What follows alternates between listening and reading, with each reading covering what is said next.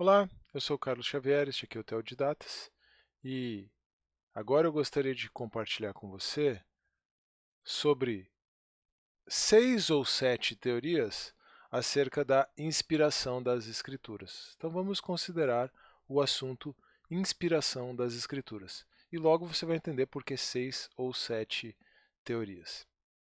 Antes de nós entrarmos na teoria, vamos para a Bíblia, vamos para a base bíblica, vamos para o que as Escrituras afirmam acerca da sua própria inspiração, e em especial aqui duas passagens bastante conhecidas e bastante significativas do Novo Testamento.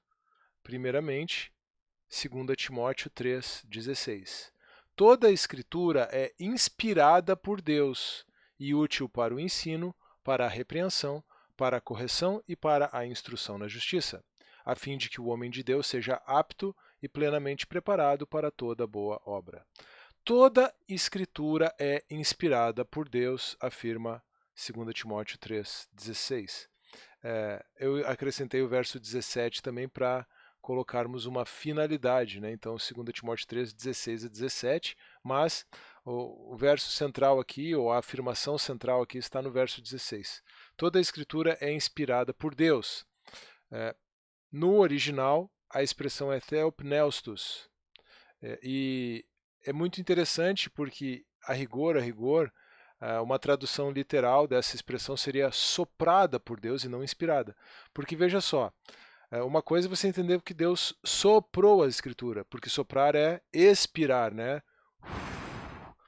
Inspirar em português dá a ideia de que você está colocando o ar para dentro. Então, não é que Deus inspira a escritura no autor humano, não é que Deus coloca algo para dentro do autor humano, mas é que Deus está expirando, é algo que vem para fora do próprio Deus, certo? É uma emanação do próprio Deus, vamos colocar assim, e não algo que Deus traz para dentro do autor humano, porque inspiração tem a ver com colocar o ar para dentro, né? E soprar ou expirar tem a ver com colocar o ar para fora. Então, algo interessante aqui, talvez só aí a gente já possa avançar um pouco mais no conceito de inspiração. E nós temos também 2 Pedro 1, 20 a 21, que diz: Antes de mais nada, saibam que nenhuma profecia da Escritura é de interpretação particular, pois jamais a profecia teve origem na vontade humana, mas homens falaram da parte de Deus, guiados pelo Espírito Santo. Então, aqui, falando da palavra profética, mas também uma afirmação que se aplica às Escrituras de forma mais ampla, Pedro afirma que homens falaram da parte de Deus, então são homens falando a partir de Deus, coisas da parte de Deus, guiados pelo Espírito Santo. Então, Pedro afirma que houve um processo de condução do Espírito Santo para que esses homens registrassem as Escrituras, registrassem as palavras de Deus nas Escrituras. Palavra de Deus em palavras humanas, assim nós podemos compreender as Escrituras, e esses são os textos bíblicos, que são os textos mais conhecidos acerca da inspiração das Escrituras, ao menos no Novo Testamento. Certo, mas isso é o que a Bíblia diz. A partir daí nós vamos exercer o nosso raciocínio, nós vamos especular um pouquinho teologicamente, e aí nós vamos ter algumas teorias acerca da inspiração das Escrituras. Como eu mencionei, 6 ou 7. Quais são essas teorias? A primeira, a teoria da inspiração artística. Eu não vou fazer considerações acerca delas, porque eu vou deixar para fazer a consideração individualmente quando tratarmos de cada uma. Então, primeiro, inspiração artística, você já percebeu que está entre aspas aí, com aspas bem significativas, inspiração artística. Depois, a teoria do endosso divino. Depois, a teoria do ditado mecânico. Quarta, a teoria da inspiração verbal, e aí nós temos inspiração verbal parcial, inspiração verbal plenária. Quinto, inspiração como encarnação. A quinta teoria é inspiração como encarnação. E a sexta teoria é a teoria da orientação conceitual. Essas são as 6 teorias, então, que podem se desdobrar em 7, porque a inspiração verbal parcial e plenária são bastante diferentes, se a gente perceber. Ela só tem o primeiro nome ali de inspiração verbal, mas elas acabam sendo bastante diferentes se nós pararmos para considerá-las. Então, inspiração artística, endosso divino, ditado mecânico, inspiração verbal parcial ou plenária, inspiração como encarnação e orientação conceitual. Vamos para a inspiração artística. Aqui, o termo inspiração ele é tomado realmente no seu sentido comum, certo? Não é no sentido num sentido teológico, num sentido de inspiração teológica. Assim como um artista precisa de uma inspiração, precisa de inspiração para pintar um quadro, né, ou para moldar uma escultura, ou para compor um poema, assim também os autores das escrituras tinham uma inspiração artística, que na verdade é uma espécie de inspiração religiosa, né? Mas tem a ver com os sentimentos religiosos que afloraram, os sentimentos acerca de Deus que afloraram daquelas pessoas. Claramente, essa teoria da inspiração artística ela é uma teoria centrada no homem e que está correlacionada, está ligada ao liberalismo teológico, que enfatiza os sentimentos religiosos do homem e não a ideia de uma revelação de Deus que tenha tido origem e iniciativa em Deus, certo? A cosmovisão cristã afirma a revelação de Deus a partir da ideia de que Deus se revelou. O liberalismo teológico, ele afirma que os seres humanos chegam a Deus a partir dessa sua busca e desses sentimentos, dessas afeições religiosas que afloram no ser humano. A inspiração artística nada mais é do que a versão do liberalismo teológico para a doutrina da inspiração. Claramente não serve para quem quer afirmar uma revelação bíblica, uma inspiração das escrituras a partir da cosmovisão e da tradição cristã. Bom, vamos avançar então para a teoria do endosso divino. Você pode entender que ela está ligada, de certa forma, à teoria da inspiração artística, porque é como se os homens, então, tivessem aquela sua inspiração artística, a sua inspiração religiosa, e aí Deus, então, percebendo que aquilo ali, esse negócio aí é bom, esse cara acertou, dá o seu endosso, dá o seu carimbo, dá a sua chancela, e é isso que faz com que aquele escrito inspirado num sentido de inspiração artística, receba o seu caráter de escritura e se consolide na história porque recebeu um endosso divino. Não é mais uma teoria com um viés liberalista, ou com uma base liberal, desculpa, não é mais uma teoria com um viés liberal do liberalismo teológico, mas está um pouco próximo, ainda continua bem próximo disso. E é muito interessante, a gente vai perceber na quinta teoria essa proximidade entre a cristologia e a bibliologia, vamos colocar assim, essa proximidade entre a compreensão da pessoa de Cristo e a compreensão da Escritura, porque a ideia das duas naturezas está presente nos dois, e aqui essa teoria do endosso divino ela se aproxima muito de uma heresia cristológica se a gente lança a mão da metáfora, tá bom? A gente vai ver que no fim das contas a gente só pode pensar em termos de metáfora, e é por isso que a inspiração encarnacional não funciona como teoria. Mas, pensando em termos de metáfora, essa teoria do endosso divino ela se aproxima muito de uma metáfora, que é a metáfora do adocionismo. O que nos diz a metáfora do adocionismo? A metáfora não, o que nos diz a heresia do adocionismo, desculpa.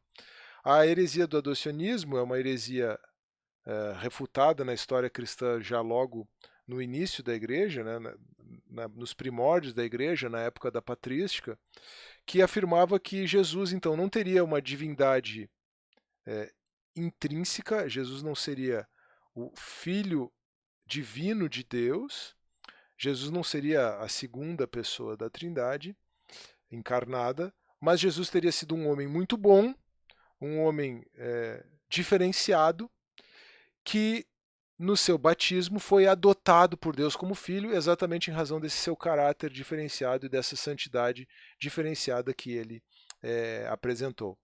Você percebe que a teoria do endosso divino é a teoria do adocionismo, não aplicada a Jesus, mas aplicada agora às Escrituras. Por esse paralelo, a gente já percebe que ela também não funciona como uma teoria que vai afirmar a plena inspiração e autoridade das Escrituras. Alguns, então, em razão dessa dificuldade, podem migrar para uma teoria do ditado mecânico, ou seja, todas as palavras das Escrituras foram ditadas por Deus de forma mecânica, como se Deus estivesse imprimindo na mente de cada um dos autores humanos exatamente aquelas palavras que ele queria que ficassem registradas. É uma doutrina que simplesmente elimina o componente humano das Escrituras, por um lado. Por outro lado, ela acaba se tornando falha exatamente por eliminar o componente humano das Escrituras, porque ela não explica, por exemplo, por que há diferentes estilos, porque há um vocabulário diferente, porque há maneiras diferentes de registrar de registrar a revelação de Deus na história.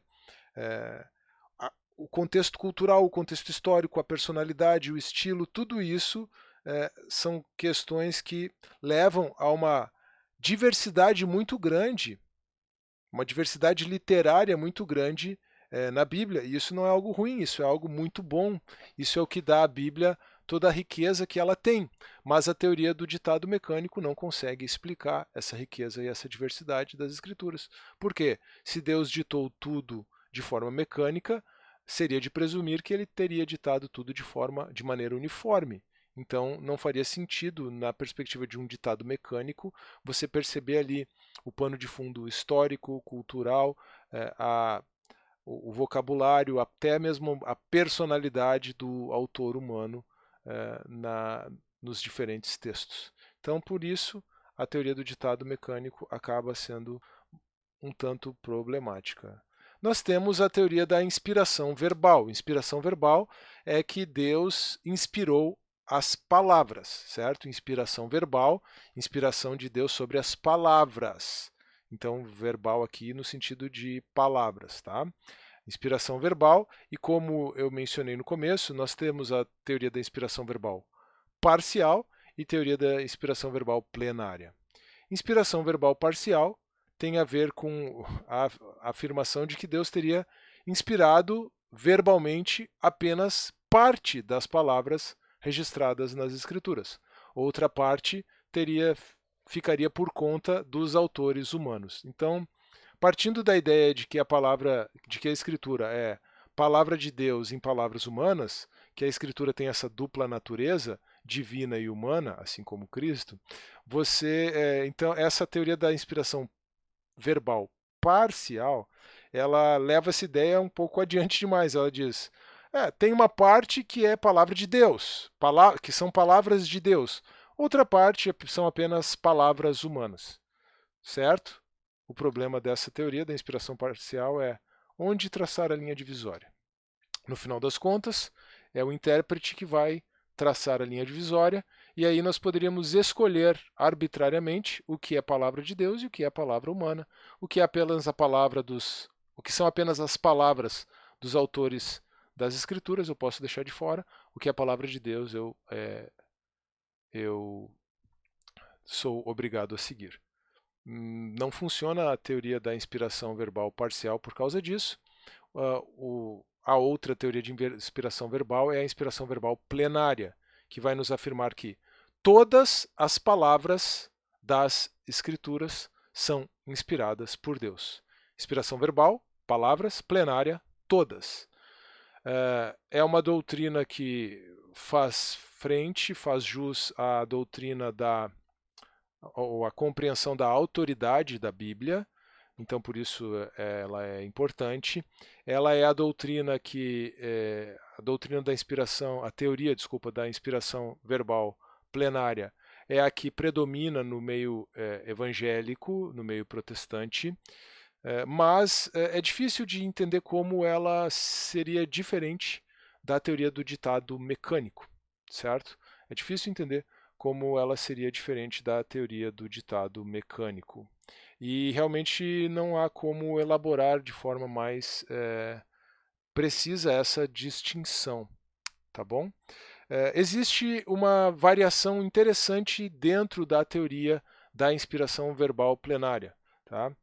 William Lane Craig propôs uma abordagem molinista para a inspiração que consegue dar uma explicação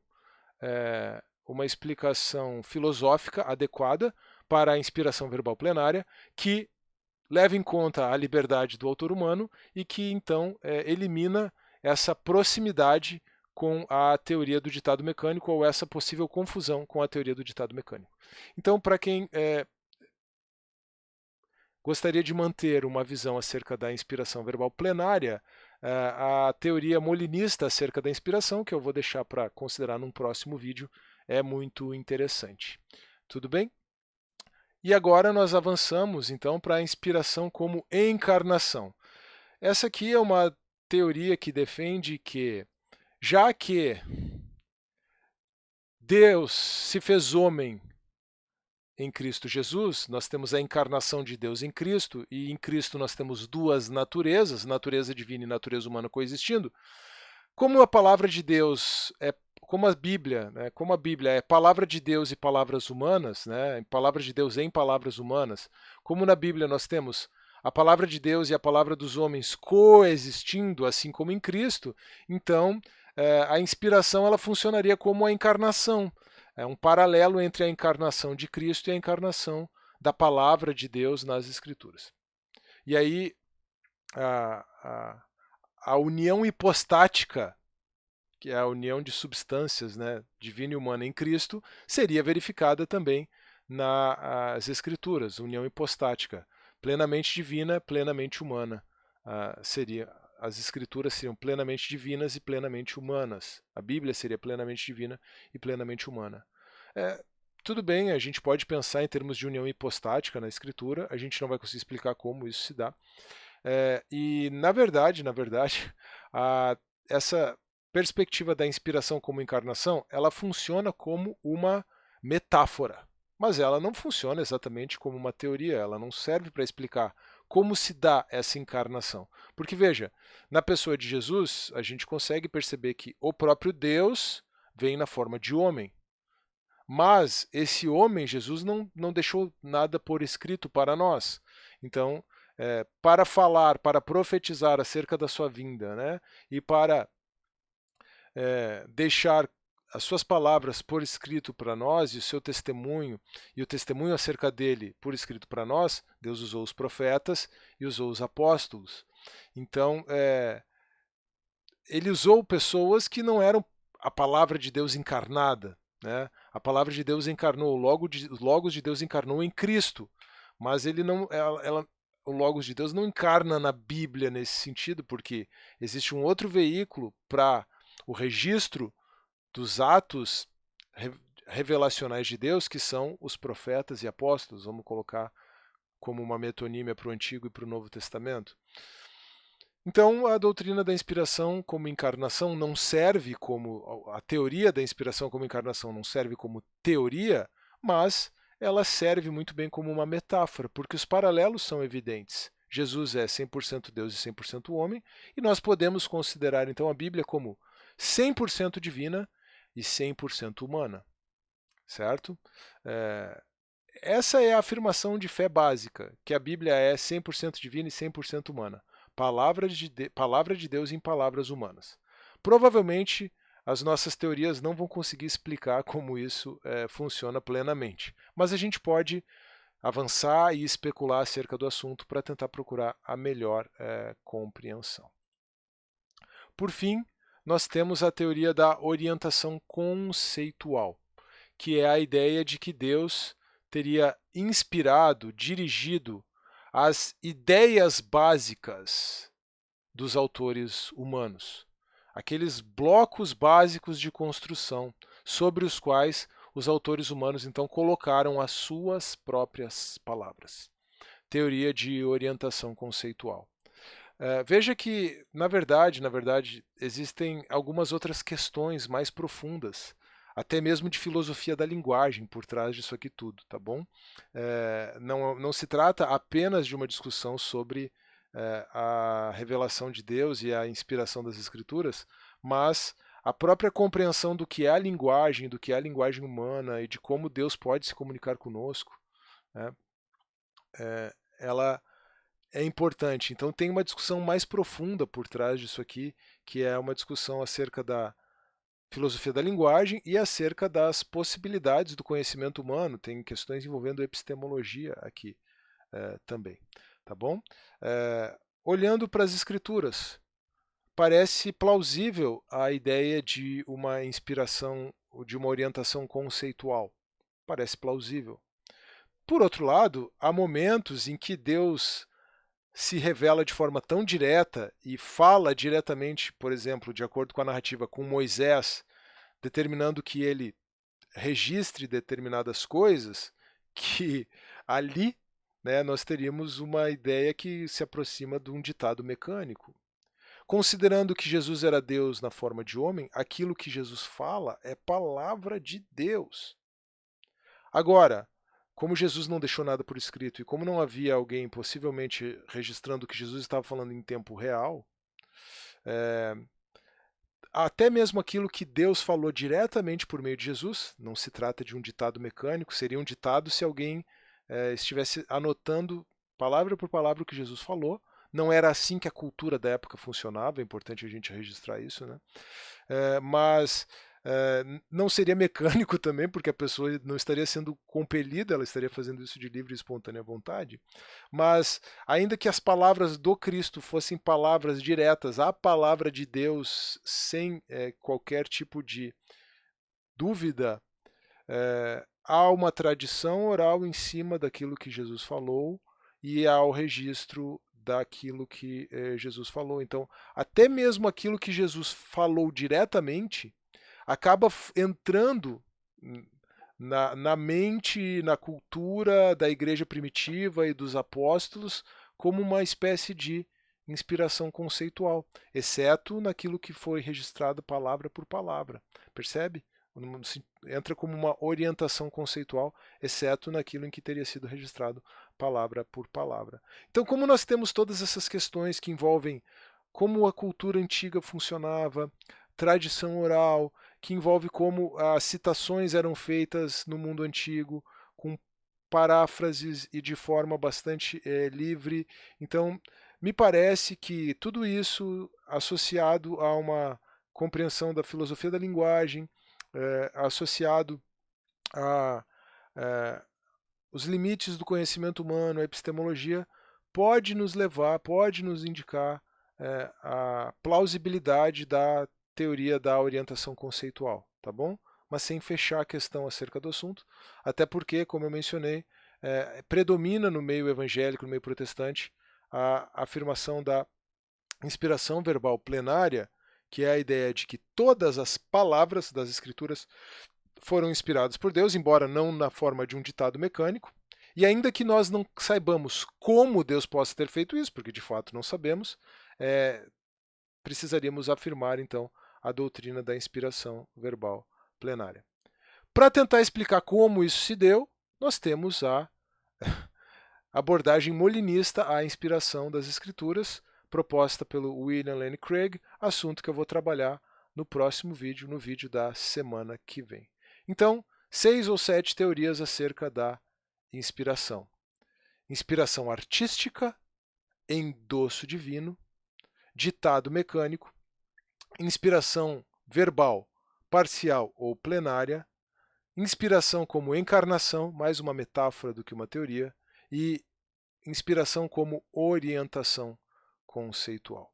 Eu espero que você tenha gostado deste conteúdo, eu espero que ele tenha sido instrutivo e quem sabe até mesmo edificante.